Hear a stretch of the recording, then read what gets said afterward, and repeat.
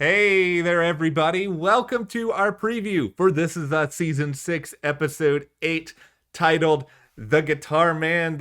Actually looks like I'm playing like a double bass or something. Okay, I don't know how to play a guitar, if that's not clear, judging by whatever it is that I just tried to do, but Yeah, I had like one guitar lesson when I was younger. It didn't sit with me either. if this was the saxophone man, we could tear this place up. But no, this is the first episode in what has been announced as a big three trilogy. We're getting back to one of these. So we've got Kevin in this episode. Then we're apparently going to go to Kate. And then we're going to go to Randall at the end of it. Yeah, and I'm really excited about this. I mean, we had the big Jack episode already. We've now had Rebecca and Miguel and a little bit more Yeah. of what's going on with that. And this is the final season. There's a lot of questions that are looming over all of the big three. So, let's kick it off with Kevin. All right, well, before we dive too far into Kevin's journey here, hit that subscribe button so you can be a part of our collective This Is Us final season journey. We are going to have new episodes every week from here until the end of the series, which does make me sad, but you know what? We're all in it together. No more hiatuses. We are just on a run and we are going to have multiple This Is Us videos every week. So, yeah, hit that subscribe button, follow us on Instagram, Matt and Just TV, and let's just jump into it. All right. So the thing that's just kind of with Kevin in this episode, judging from the promo that we saw last night and the synopsis, which kind of says that he wants to prove himself as a father, he's taking the twins to the cabin. It just feels like so much of this episode is about Kevin sort of, I don't know if it's so much proving himself to anyone else as it is like proving himself actually to himself and sort of being like, I can do this. Yeah, the thing with Kevin is Kevin's always been a little bit self-sabotaging, and it became even more so after Jack died, because if we all remember, they ended up having a fight. He left, he went and spent the night with Sophie, and he never knew that his dad had left him a note that was just like, hey, in case I don't see you before tomorrow, I love you. P.S. You owe us an apology. It was still like a I love you, though, and he didn't get that. He didn't know that. So for a very long time, he has carried this guilt with him where he felt, man, my dad died and he was disappointed in me. And the last thing I did was like tell him off kind of thing. It's just not sitting with him right. And I don't think it would sit with many of us right if that's what we thought our last, words to our parent Yeah. was.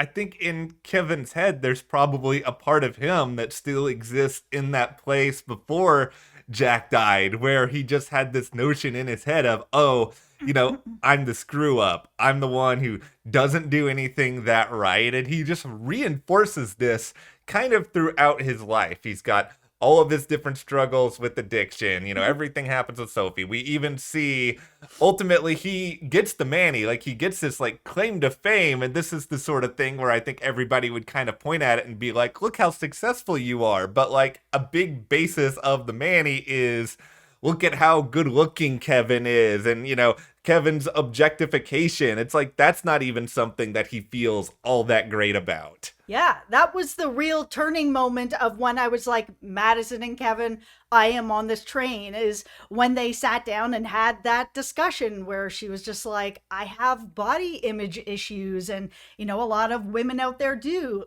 have them. And Kevin kind of was like, me too. Yeah. I'm in a situation where I can't even play a lawyer, where I don't have to rip my shirt off because apparently that's all I'm really good for. So I'm, obsessed with body image as well because that's my paycheck and it's very hard on me.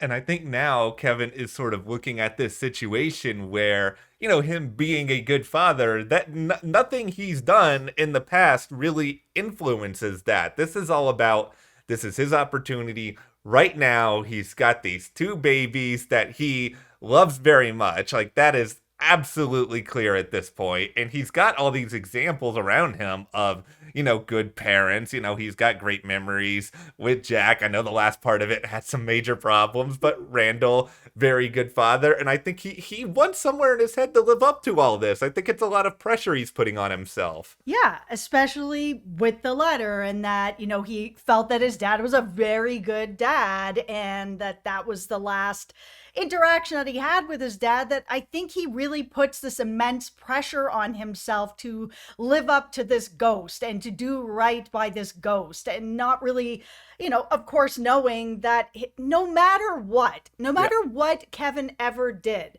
his dad was always going to love him. He could be as mad as ever at Kevin, but that was never going to stop. Even when he's mad at him, he loves him. Like, it doesn't stop. And I think it's just Kevin's kind of starting to get a little bit closer to understanding that, but he is still in a little bit of this mode where he's like, man, I want to be as good as my dad. I want to make him proud from beyond the grave, sort Yeah. of thing. And I think that there's a lot of that pressure on him, bringing his twins up to the cabin and spending time with them so that he can start to heal and feel good about, hey, maybe my last interaction with my dad was real bad, and I really screwed up, and I did owe him an apology. But maybe this is the way that I can give him that apology, by being a really good dad and someone that he would be really proud of. At the same time, it's very hard to live up to something like that, because in Kevin's mind, then, has he ever reached the top bar? He can always Yeah. do better. He's got to forgive himself. That's what I think makes the cabin like such an interesting setting for all of this, where Kevin's got a lot of good memories attached to this place. He's got a sense of nostalgia. Like, he's got like a one for one comparison here with Jack in this particular spot. And I think if he was still on the West Coast in this episode, some of that would be there still, but not on this same level. He's basically trying, whether it's consciously or not, to recreate all of these memories, and with that can come joy, and with that can also come pressure. And that's what makes this episode, I think, perilous. I think really, really interesting at the same time. I want to know how this stinking guitar is going to play a role in all of this now. Yeah, and I wonder if this is why we see Cassidy in this promo Yeah. as well, because the last time we saw her, she really put her foot down on the idea of a relationship, where Kevin was kind of like, I don't know. And she was like, no, listen, we're friends Yeah. together. No, I'm not interested in that. Let's just be friends. And he seems to be moving forward with that. It wasn't awkward enough that he was like, okay, and now I'm just going to back out the door and never Yeah. talk to her again. We have that she is at the cabin as well. So, I think that friendship is continuing on. I think that friendship is going to be really fun to watch unfold here, because I think Cassidy is someone who's gone through her fair share of issues. Like, there's a reason the two of them connected in the first place, and now they can have this connection of being parents, and that's something else they can find some sort of a bond over. And I like you. I think we're both very much in the Kevin and Madison camp. With that being said, and I know what Cassidy said previously, I still don't know what's going to happen. I don't know, 5 episodes down the road, 6 episodes down the road, if Kevin starts to show all these different sides to Cassidy, will she start to second guess things if he's there for a long period as opposed to being out in Los Angeles? Absolutely. Things can change. The thing that I really like about it, though, Yeah. is it's nice to have a woman on the show that's not just going to sort of give in to Kevin of whatever he wants, and he shows up and has his charms about Yeah. him and good looking and, all that sort of stuff, that she's just like, I know that you're not right for me, and I'm just gonna say it. We're good as friends, but that's it. I think we don't get those kinds of relationships very often on TV. And you even said Yeah. this a couple videos ago. The Pearsons don't have any friends. Like, No. there's nobody is their friend. It's very odd. So it's nice to have Cassidy, who is a true friend to Kevin, a true friend to Nikki. I just like that there's someone who's not romantically involved with him at the moment, is just like, no, we're friends. That all right? Yeah, it's all right. Since you brought him up, where's my Nikki in this is us promo? If Kevin's out there, Nikki better be back from whatever he was doing. And, he and his new woman can be there. They can spend some time with Kevin. I want more of the Nikki Edie relationship, people. I also just want to see Nikki back with the trio, with Kevin, with Cassidy. I always felt like they all just play very well Yes. off each other. So yeah, if we can get a little Nikki in there, that'd be all right. The other thing I'm kind of sort of wondering here is that since this is the Big Three trilogy, are these going to be the episodes that really sort of solidify where some of these characters are in these flash forward timelines? Because we obviously don't know who Kevin ends up with in the future. And I don't want it to be a situation where, and I'm assuming they're not going to reveal this in the Kate or the Randall episode. So I don't want it to be like 3 episodes from the series finale and we find out then who Kevin ends up with, because then it's like, okay, well then we never really get to see him happy or in a relationship or like anything. Come on, guys. Well, put on your hard hat because I feel like they're not going to give us the big reveal as who, is Kevin married to.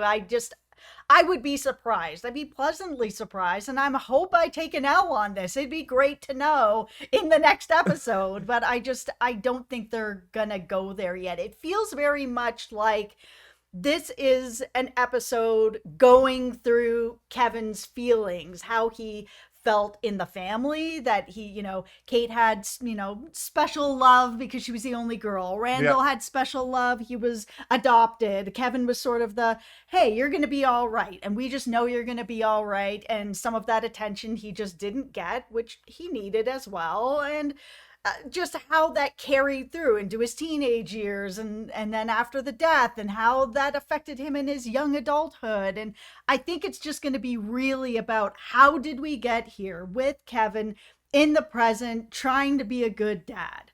I think we're going to see something like that, where rather than getting the big reveal that, of course, I want, and I will still send it out into the universe, but I think, rather than that, I think we're going to see how Kevin sort of prepares himself to handle that big reveal in a way, where how he gets himself in the place where he can be there for somebody and he can have it work out. And, these things, I know they shouldn't be rushed. Well, and here's the thing, too. You touched on the idea of seeing Kevin happy.